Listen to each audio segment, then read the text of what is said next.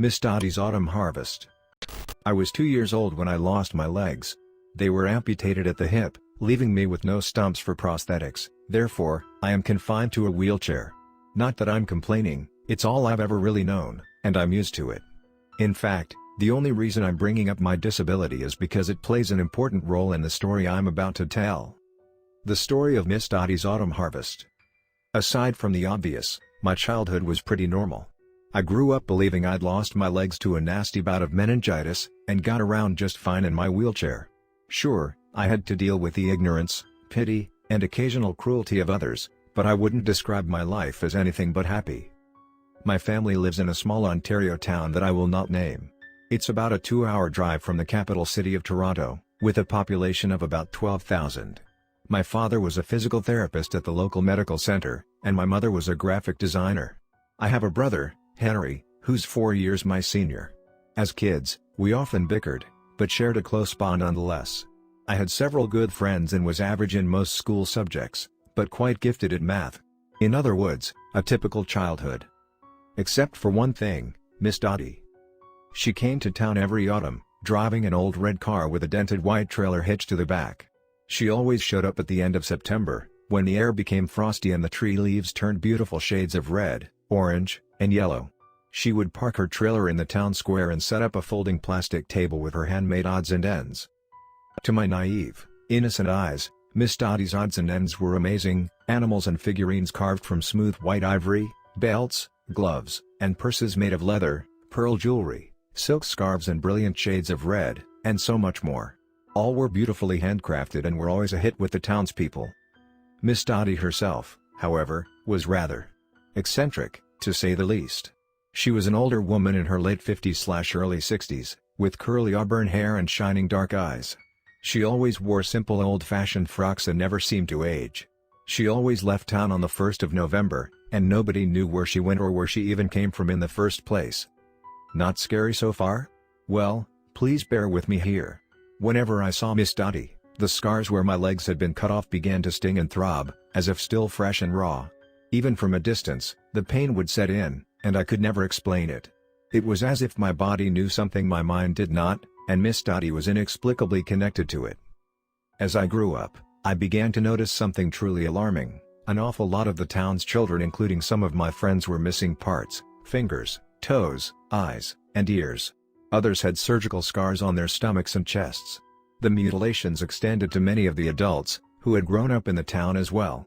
Every year, more and more children were mysteriously disfigured, and it always seemed to happen in autumn, when Miss Dottie was in town. I wasn't the only one who noticed something was up. My own parents, as well as those of my friends, always seemed on edge whenever Miss Dottie was in town. They would insist everything was okay, but their fear was palpable, and their relief at her departure even more so. I began to suspect Miss Dottie had something to do with the yearly mutilations, but the idea sounded so absurd I simply couldn't bring myself to speak it out loud. One October morning, when I was 13 years old, I went down to the grocery store to pick up a few groceries for my mother. As I maneuvered my wheelchair through the sliding glass doors, I nearly bumped into Miss Dottie. "Oh!" she exclaimed. "I'm sorry, Caroline." "Hi Mississippi Dottie," I said, molding my face into what I hoped was a genuine-looking smile. "How are you?" "I'm well, my dear. Sales are great, as usual. Would you like some help with your shopping?" "No thanks," I said, a little sharper than I meant to. Call me rude, but I hate it when people automatically assume I need help just because I have no legs. "I'll be off then," said Miss Dottie, who either hadn't heard my tone or just didn't care. "My, look at how muscular your arms are. Turning those wheels must be quite the workout. I hope you're grateful you still have your upper limbs." As she strode away, toting her single grocery bag on her hip, the pain in my hips came back with an intensity that left me doubled over and gasping. Tears filled my eyes and my head began to spin. I passed out and slid out of my chair, hitting the linoleum floor with a splat. An ambulance was called, and despite my protests, they hauled me into the back of the vehicle and drove me to the hospital. I told them over and over again that I was okay, but the doctors didn't listen and insisted on performing test after pointless test. By the time they finally sent me home with my mother, I was in a terrible mood. "Tell me," I demanded as soon as we walked, or, in my case, rolled, through the front door. My mother raised an eyebrow, clearly confused. "Tell you what? Miss Dottie," I snapped. My hips began to hurt after she told me I should be grateful I still have arms. "Carrie, I'm sure." "No. Don't lie to me, Mom. I know something is going on. Why are so many people in this town deformed? Why do kids always lose parts when that crazy old lady is around? Why do my hips kill me every time I see her?" Mom sighed and wheeled me into the living room. She sat down across from me on the couch and told me, "I think you're ready to know." "To know what?" She leaned forward, taking my hands in hers. "Carrie, your father and I have always told you that you lost your legs to meningitis. Well, that's not true. You did get sick as a toddler, but it didn't take your legs." "So what did?" Mom had gone pale, her eyes shiny with tears. "Shortly after you were released from the hospital, I woke up one morning and found you with no legs. They had been surgically removed, stitched up, and bandaged. You weren't in any pain, but you were groggy and confused. Your father and I also felt a little out of it, as if on medication. It was terrifying." I covered my mouth, holding back the bile climbing up my throat. "So someone came into my room while I was sleeping and amputated my legs?" "Yes. But worse, you weren't the only one. At least 4 other children were mutilated that autumn.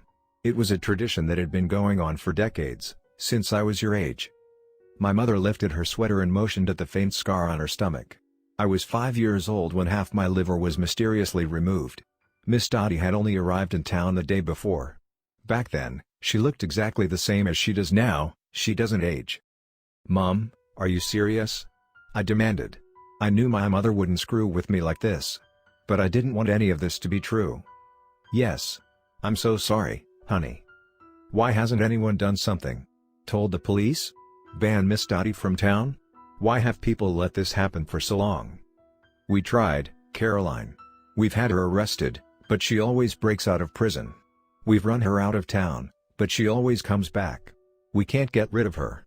We don't even know who she really is." To say I was horrified would be the understatement of the century. "Miss Dottie took my legs," I whispered. "She took your liver. She took Amy's eye, Eric's fingers." "Oh, God." My mother simply nodded, at a loss for words. After that, I made a point of avoiding Miss Dottie. I never went near the town square as long as she was in town. I still didn't truly believe what my mother had told me, it was simply too crazy. But I knew the crazy old bitch was dangerous, and that if I valued my own safety, I should stay away from her. Eventually, I graduated from high school. With the money I'd saved up from summer jobs, I was able to help my parents pay for my tuition at York University in Toronto. While living and attending school in the city, I met a journalism student named David and fell madly in love, eventually moving in together during our junior year. Shortly after graduation, David proposed to me, and we tied the knot 6 months later. We lived in the city, but would often visit the town where I'd grown up. Not even Miss Dottie could tarnish my happy memories of the place. Fast forward to October of 2015. David and I have a nice house, successful careers, him writing articles for the Toronto Star, me working for a local accounting firm, and 2 children, an adorable 6-year-old named Abigail and a 1-year-old boy named Josiah. At 29, I had accomplished a lot in life, and rarely thought of Miss Dottie or the truth about my missing legs. Until one weekend, when we went to visit my parents. I knew Miss Dottie would be in town, but I wasn't too worried. The kids had been there before, and the crazy bitch in the red car hadn't bothered them. But, of course, there's a first time for everything. It happened on our first evening at my parents' house. My mother was cooking dinner, and I'd taken a fussy Josiah out on the front porch so we could sit in the old rocking chair. As I bounced my baby in my lap, I caught a glimpse of curly red hair in my peripheral. Shit. Miss Dottie. What was she doing here? She had never come to the house before. "Hello, Caroline," she smiled. "Good to see you again." "Hi Mississippi Dottie," I said coolly. "Oh my. Is that your new baby?" "Yes." Without permission, Miss Dottie scooped up Josiah and cradled him against her ample bosom. I jumped up, ready to snatch my child back. Josiah gurgled happily, and Miss Dottie smiled a very unnerving smile. "He's a beautiful baby," she cooed. "And he's lucky to have such a loving mother. Do you think he appreciates it?" "He's a baby." "Does your sweet little Abigail love her little brother?" "She adores him. Aside from the occasional bout of jealousy, of course." Miss Dottie pursed her lips. "I may have to teach her a lesson." Evening, Caroline. She handed Josiah back to me and walked away. My hips were throbbing, but the pain was drowned out by the cold dread filling my body. I may have to teach her a lesson. What the fuck was Miss Dottie going to do? "You're not putting your filthy fucking hands on my daughter, you bitch," I hissed before going back inside. Later that night, I snuck into the guest room where my children were sleeping and waited. David and my parents were fast asleep, but I was on high alert, my maternal instincts going haywire. I sat on the end of Abby's bed, my fists clenched, pain hammering away in my hips. At midnight, I heard soft footsteps coming up the stairs. I lay down beside my daughter, pretending to be asleep, but kept my eye on the door. With a faint creak, it fell open, and Miss Dottie walked in. She bent over Josiah's crib and sprayed my baby with a misty purple substance from a plain aerosol can. I wanted to scream, but bit my tongue. Miss Dottie sprayed Abby with the mist, and then me, but I held my breath. "Come now, little one," Miss Dottie whispered. She lifted my daughter out of bed and patted back down the hall. I counted to 100 before crawling downstairs, climbing into my wheelchair, and leaving the house through the front door. Miss Dottie was out of sight, but I knew exactly where to find her. I reached the town square just in time to catch Miss Dottie slipping into her trailer, cradling my little girl. I squared my shoulders, clenched my jaw, and began to bang on the door. "Miss Dottie," I barked. "You better open up right now or I swear I'll..." "Goodness, what's with all the commotion?" She stuck her head out, still grinning. "Caroline. What brings you around so late? Don't play dumb with me, you old cow. I know you've taken my daughter. I can assure you that Abigail is perfectly safe. Why don't you come in and see for yourself?" "Give her back," I snarled, but Miss Dottie simply reached down, lifted my wheelchair off the cobblestone ground, and pulled me inside. The trailer's interior smelled like a hospital room, all disinfectant and rubbing alcohol. The front room was dominated by a large steel operating table, which Abigail was currently strapped to, stripped naked and fast asleep. "Abby!" I screamed, but Miss Dottie held me back. Now, Caroline. You don't need to worry. I am simply going to perform a quick operation on your daughter. It won't hurt a bit, and she'll be right as rain in a few days. If it makes you feel better, you are welcome to watch." I should have fought her, I should have done more. But horror had cemented me in place, and I was helpless. Miss Dottie inked a line across Abigail's belly and made a long incision with a shiny scalpel. She then spread the skin with a pair of forceps and began slicing through the muscle. The sight and smell of my daughter's blood made me retch. "What the fuck are you doing?" I hissed. "Removing part of her liver, much like I did with your mother." "Why?" She sighed, mopping at the blood with a clean white towel. "Children lack proper gratitude for their many blessings. All they seem to care about is what they don't have. This town is no exception. I grew up here myself, Carrie, so believe me when I say I know. I have made it my life's mission to teach children how to be grateful. That is why I steal the pieces of their bodies that they take for granted. I turn them into beautiful things that other children can possess and treasure." "What do you mean no?" I shook my head. "Don't tell me what I'm thinking is true." "It is," Miss Dottie said simply. "My carvings are from human bone, my purses and belts from human flesh. My pearls were once human teeth, and I dye my scarves with blood." "You crazy, fucked up bitch," I snarled. "So you cut off my legs?" "Yes. I did. It was important you understood how lucky you were to have survived meningitis." "I was too," I screamed. "You're never too young to learn. Now, let me finish surgery on your daughter. Maybe I can turn her liver into a teething toy for little Josiah." She looked right at me, the biggest shit-eating grin on her face, and I lost it. I leapt out of my chair and slammed into Miss Dottie, knocking her to the floor. After a short but vicious struggle, I wrenched the scalpel from her hand and held it to her veiny neck. "If you ever touch my daughter again," I began, but Miss Dottie slapped my face, knocking me off of her. "You shut your mouth, Caroline. I am simply doing my job. You would be wise not to interfere." I had never seen Miss Dottie angry before, and it only made her all the more terrifying. But with the scalpel still in my hand, a tiny bit of my courage remained intact.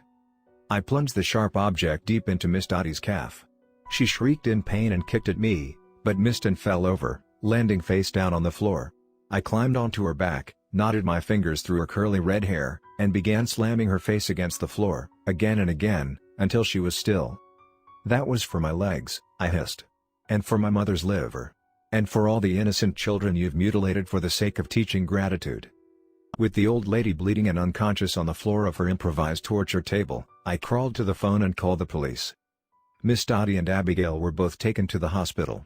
My daughter needed stitches in her stomach, but had suffered no significant damage. Miss Dottie had a broken nose and severe bruising to her face, as well as a dislocated jaw.